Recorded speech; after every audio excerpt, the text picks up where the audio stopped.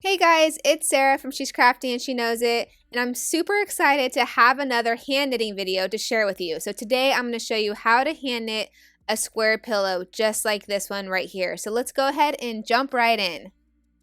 And so for this pillow, I used a 20 by 20 inch pillow form as well as 2 skeins of the Bernat Blanket Big yarn. I love this yarn so much. It's much better than wool. It does not shed, and it's also super soft and cozy. So I promise you're really gonna love it. I will link these supplies in the description below this video. That way you can find them easily. Okay, so the first thing we have to do is find the end of the yarn, which sometimes is a little bit hard depending on the skein. So just stick your hand in the middle and pull out some yarn until you find the end. I'm going to leave a little bit of a tail on this. It doesn't have to be that long, but just a little bit extra in case we need it at the end. And so have your tail, and then you're going to wrap some of the yarn around your hand. So just around your kind of the palm of your hand, a little loop, and then you're going to pull some yarn through the top right there. So you're kind of just making like a little basic slip knot. Let me show you one more time. Okay, so you have your little tail. It can be however long you want it to be. Wrap it around your hand, and then you're going to pull the yarn underneath the little part that's over your fingers right there and make a slip knot. This is just the beginning of your chain stitch. So I'm going to make the slip knot about 3 fingers wide. That's a pretty good width for what we're doing. And now we're going to work on our chain stitch. So for the chain stitch, you stick yarn through the slip knot to make another loop. Let me pull it out and show you one more time. So stick your fingers through the little loop that we just made, the little slip knot, pull some yarn through and create another loop. And you're going to keep doing that same thing. So now stick your fingers through that loop, pull some yarn through and make another loop. So now we have 3 little stitches on our chain stitch. Here's number 4 right here. And we're going to kind of just put it on the pillow and see how big it is and how much we need every now and then to make sure that we know. So normally I would know, okay, I'm going to do 20 or 25 chain stitches, but for this, we really need it to be the width of the pillow. So just make sure as you're going that you do the right amount, that you don't do too few where now it's not going to fit the pillow, or you don't do too many where it's too big for the pillow. So the idea with this whole thing is that we're going to make 2 basic little squares. So it's almost like you're knitting 2 little mini baby blankets, kind of 2 little squares that then we're going to stitch together. So we're going to basically make 2 20 by 20 inch tiny blankets that will be put together. So that looks pretty close. I think I'm going to do a couple more loops just to make sure it's wide enough. And then let's see, that looks about the right size. Now make sure you want it to go to like the seams. The pillow is obviously fluffy, so you want it to go seam to seam. So let me do one more to make sure it's just plenty wide. So each one of these little humps right here at the top is a separate stitch, and we need to know how many stitches we have so that we can make the other square the same size. Let's count them real quick. 1, 2, 3, 4, 5, 6, 7, 8, 9, 10, 11, 12, 13, 14. Okay, we have 14 stitches in our chain stitch, which means the other little square we make for the other side needs to be 14 stitches in the chain stitch as well. And we also need to make sure that as we're doing row by row, we don't lose or add any stitches. Okay, so this is the last little stitch in the chain stitch. We're going to pull some yarn through and pull it up. This is the first loop for the second row. So instead of it going to the side and being a 15th chain stitch, we pull it up. Let me show you one more time. Pull the yarn through the last chain stitch, and then it goes up. So this is the first little loop of the second row, and now we're going to go all the way across. So find the next little hump in the chain stitch. Remember how each hump is its own stitch. So find the next little hump, stick your finger through, and pull up a loop. And now that's the second little loop for the second row. And keep doing that all the way across. So as we go all the way across, like I said, it's really easy to accidentally skip a spot or to somehow accidentally add a loop and go 2 times through the same stitch. So when we get all the way to the end of the second row, I can count and make sure that I still have 14 stitches. The whole time going back and forth, we will always have 14 loops. You should never lose any or add any.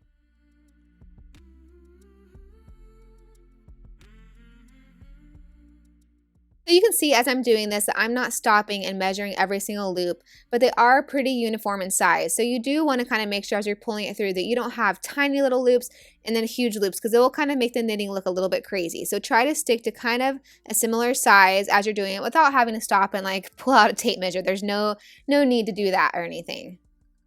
Now that we finished the second row, let's just make sure real quick that we still have 14 loops. 1, 2, 3, 4, 5, 6, 7, 8, 9, 10, 11, 12, 13, 14. Okay, see, perfect. So now we're going to go back the other direction and we're going to go left to right this time. So stick your finger through the loop, and it's the exact same idea. So stick your finger through the loop, pull the yarn through, and do another loop up. Now you're just going to go all the way back across. So the second loop, pull it up, and you're making 14 new loops in the third row, moving left to right. And guys, it's the same idea back and forth. So we're going to get to the end, and then we're going to go right to left. And we're going to do this over and over and over again until we get it the right length. So it really needs to be pretty much 20 by 20 so that it covers the one full side of the pillow. And so when you start getting a lot of these loops kind of mixed in there, sometimes it's easy for one loop to hide behind another loop. And it's easy to either do them in the wrong order or, like I said, to accidentally skip a loop. So really concentrate when you're doing this. If you need to count loop by loop to make sure every single row you're getting the right number every time, go ahead and do that. But just make sure that you're kind of peeking behind the loops and making sure there's not one that's hiding that somehow gets skipped on accident.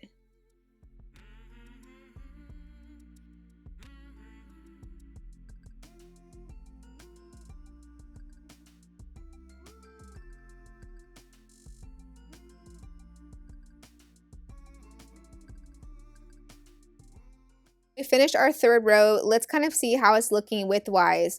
Sometimes it tries to expand as you're knitting it. So you really want to wrap seam to seam. So that looks pretty good. I think 14 stitches is still a good size for us. So we're just gonna keep going. The back kind of has this different look. This is the purl stitch in the back. You could totally put this out on the outside if you wanted to instead, but I'm gonna do the knitting side on the outside. So we're gonna go back the other direction and go right to left this time.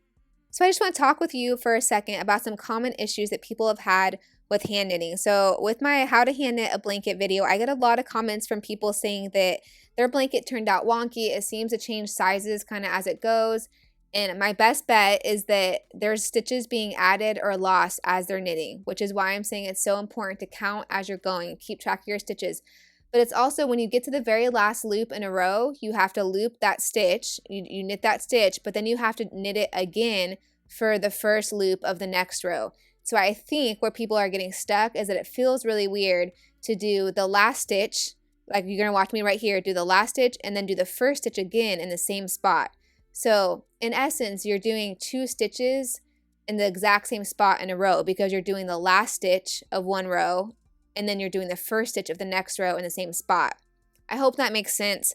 I just think that that's probably where people are messing up is they're doing the last stitch of a row and then it feels weird to stitch the same spot again. So they're kind of skipping it and going and they're, starting the row a whole spot over and kind of skipping it. So I hope that helps. If you have any questions, please comment below and ask me your questions. You can always message me on Instagram at She's Crafty and She Knows It. I'm much faster at responding on Instagram. But I think this is fairly simple. If you've already done the how to hand knit a blanket video and you've made a blanket, this is the exact same idea. You're just making 2 20 by 20 inch blankets and we're going to stitch them together. Now, obviously, I did a 20 by 20 inch pillow because I wanted it for a specific spot. I got this at Michael's. Michael's has different size pillow forms. You could get an 18 by 18 inch, a 22 by 22 inch, and all different sizes. So it'd even be fun to do a cute little rectangle pillow, like a little lumbar pillow. So you can really do any shape with this. So we're just going to keep going back and forth, like I said, until it gets to be about 20 inches long. And that way it's 20 inches by 20 inches.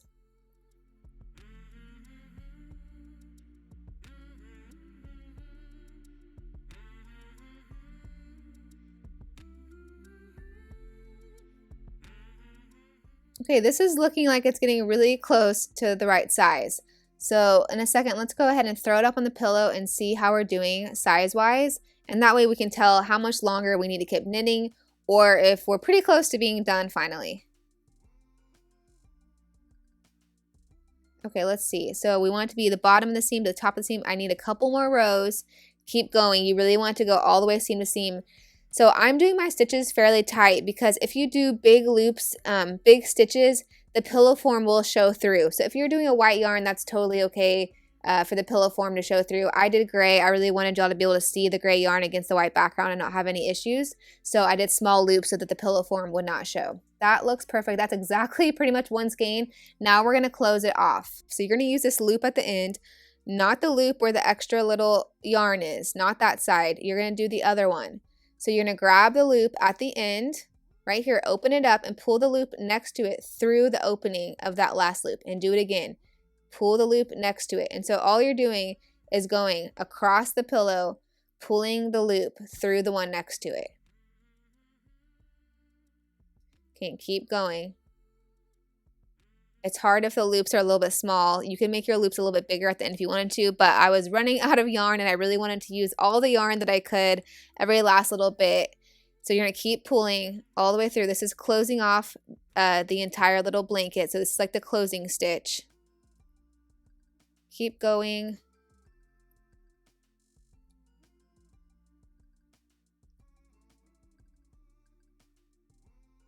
We got our last little loop we're pulling through, and now you have the last loop, and then we have that extra little yarn. I'm going to pull that yarn through it, through the last little loop we have, and kind of close it off.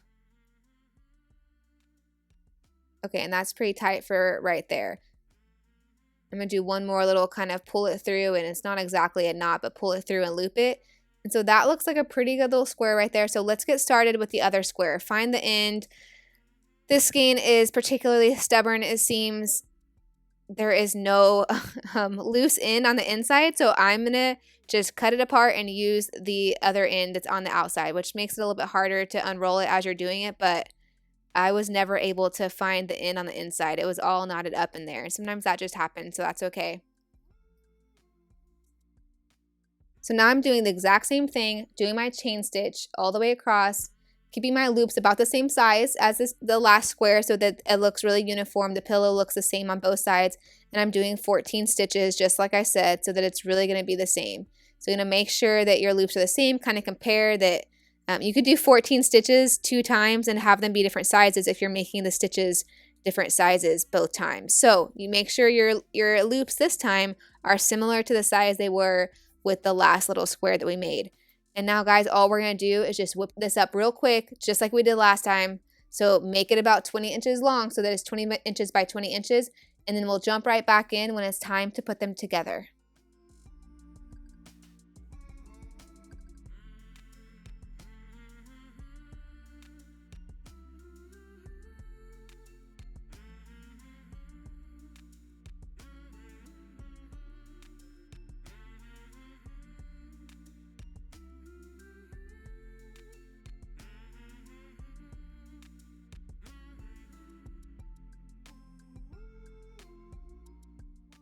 So let's just measure it size-wise and kind of see how it's doing. It needs a couple more rows.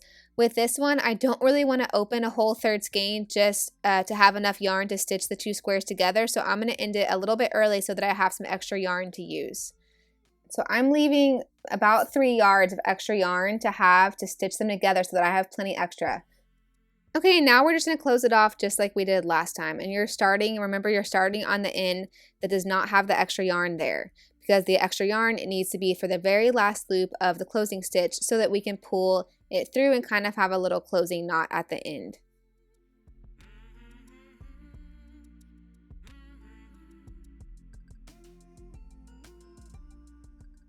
Okay, and so this is the knitted side right here. It looks really cool. The knitting side kind of has that V shape, the V pattern on it, and this is the back of it right here. This is the purl stitch we talked about earlier. It's really bumpy. It's really cool. So if you wanted to use that on the outside, you could, but I'm going to use the knitted stitch on the outside for this pillow.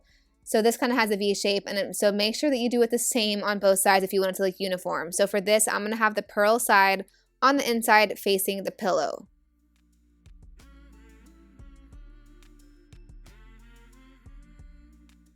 And I'm going to go ahead and cut this little tag off. It's actually not that little. It's a pretty big tag, and sometimes the tags are really noisy when they're stuck inside a pillow, and you can kind of hear it when you're laying on it or whatever. So go ahead and cut the tag off if you want to, and then get it and put both sides. See, so that'd be the purl on top and the knitting on the bottom. You don't want to do that. So make sure the purl on both parts is facing towards the pillow. So that way the knitting is on the outside on both sides. So you want to make sure that all the way around it looks like the knitted parts are going to match up around the seams. So now I have my extra long piece of yarn, and we're going to stitch these together. I'm going to kind of use a whip stitch if you're familiar with that type of stitch.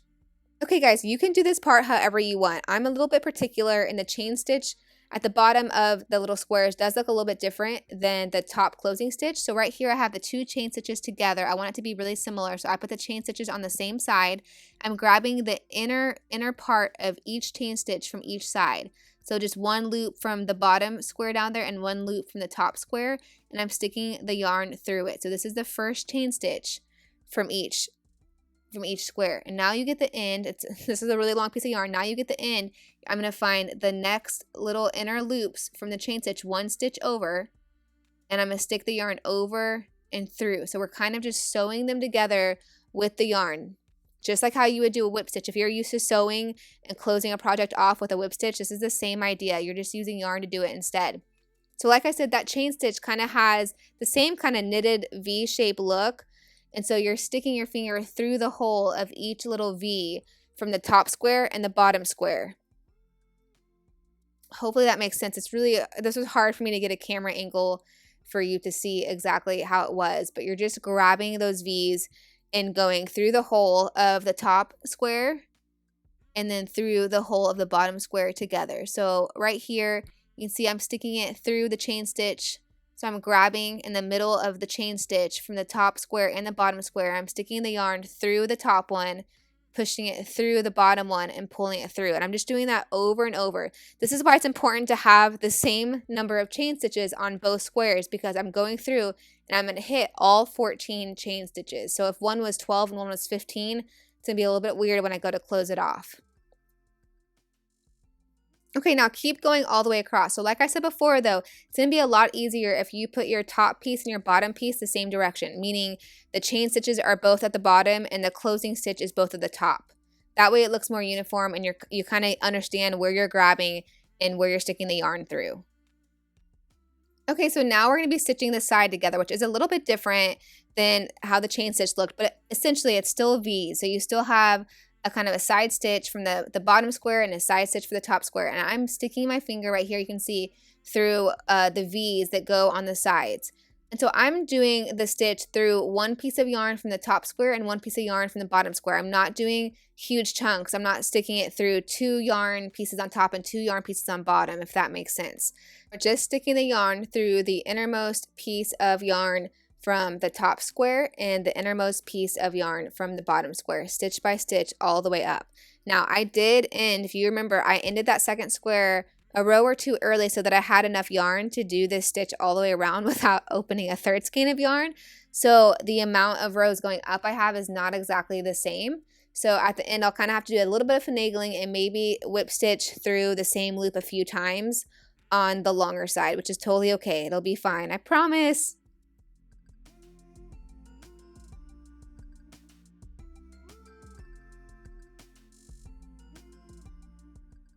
Okay guys, so here's the thing though, you can make this your own. So I'm doing the whip stitch in a way that it's kind of hiding it and it just looks really uniform. The pillow looks like there's no really obvious seam all the way around it, showing that I knitted or kind of stitched 2 knitted pieces together.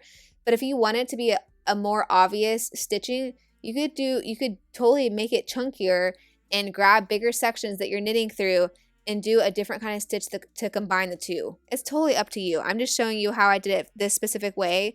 But like I said, you could try something different. Give it a try. If you don't like it, just undo it. That's the best part with this, is you can stitch it and then say, I don't like how that looks, and undo it and try again. So do not be scared of this project. It is not hard, I promise. But just make it your own. If you have a look you're going for, try it. If it looks horrible, undo it and try again. That's my philosophy, at least.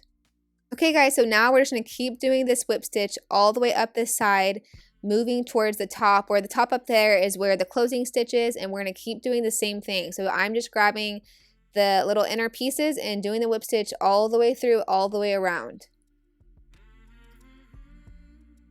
Okay, so now up here at the top where the closing stitches are, they do look a little bit different as far as compared to the chain stitch, but you're still going to do it the exact same. I'm going to find 2 kind of inner pieces, an inner piece from the top square and a little inner piece from the bottom square, and I'm going to do it just the same whip stitch, grabbing 1 piece from top, 1 piece from bottom, and sticking my fingers through. And it's going to look great, I promise. Just do it little by little, one stitch. So this is the great part. So now we're back at the closing stitch where I have 14 stitches at the top and 14 stitches on the bottom piece because we did the same number of chain stitches.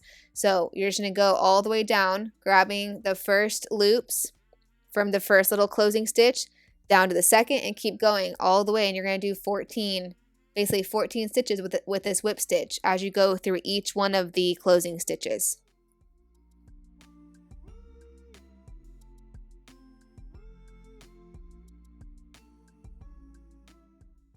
Okay guys, so now the pillow is kind of sturdy enough and firm enough to be able to kind of stand on its own so that you can watch me stitch it without it completely falling apart.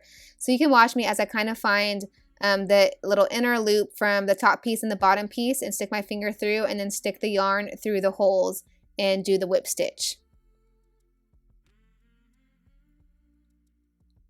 So each time I'm making sure that I'm sticking my fingers through a new hole that I've not already done the whip stitch through so that I'm not just doing it in the same spot over and over again. So kind of moving down one stitch at a time all the way down.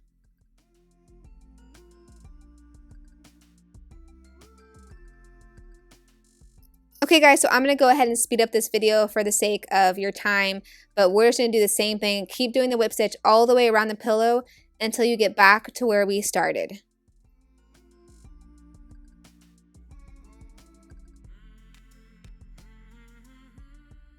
Okay, so now the end of the whip stitch is meeting the yarn where we started the whip stitch, and I'm just going to tie it kind of together really gently in kind of a loose knot, and then I'm just going to weave the ends back into the pillow. So you can just weave it in kind of inconspicuously, and you can either cut the little, extra yarn off, or you can kind of just stuff it inside the pillow and hide it in there. It's really up to you. I'm just going to hide mine in there so that way I have extra yarn in case it were to ever unravel or anything. This is too much extra, so I'm going to cut it off a little bit and weave this in and stick it in there as well.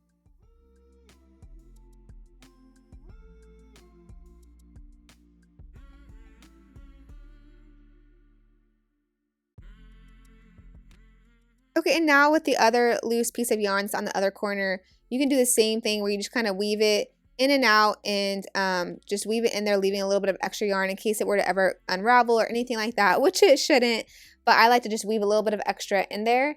And then we're all done. All I really need to do now is just kind of beat it into shape. So this one corner, it's like there's no stuffing in the pillow down here to fill it. So you just kind of beat the pillow until it looks like a good shape and you are all done. See, I told you it wasn't that hard to make a square pillow. I love it. This knitted pillow looks so cute. It looks very professional. I think you're really gonna love doing this craft as well. Okay guys, don't forget I linked all the supplies in the description below this video, and if you have any questions, you can always comment below on this video or message me on Instagram at She's Crafty and She Knows It. If you like this video, please give it a big thumbs up and make sure you subscribe for more videos. Bye guys!